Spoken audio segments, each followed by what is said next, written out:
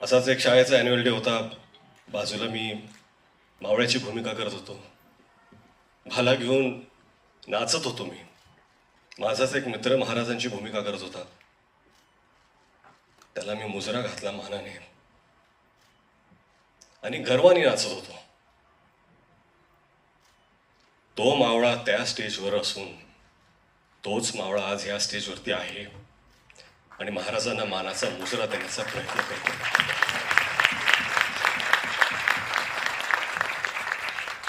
कुठलीही कलाकृती महाराजांवरती आपण जेव्हा करतो, आदरयुक्त, श्रद्धा, आस्था, प्रेम एवढ्याच भावना आपल्या मनात असू शकतात.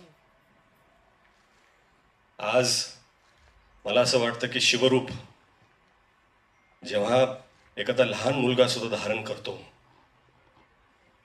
स्टेजवरती असो, शाळेत असो, सोसायटीमध्ये असो, दिवाळीत असो, शिवजयंतीला असो, मालिकेत असो, नाटकात असो, कुठेही कुठल्याही कलाकृतीमध्ये, हे खरं म्हणजे त्या व्यक्तीचं सौभाग्य असतं की ते रूप धारण करण्याची त्याला संधी मिळते.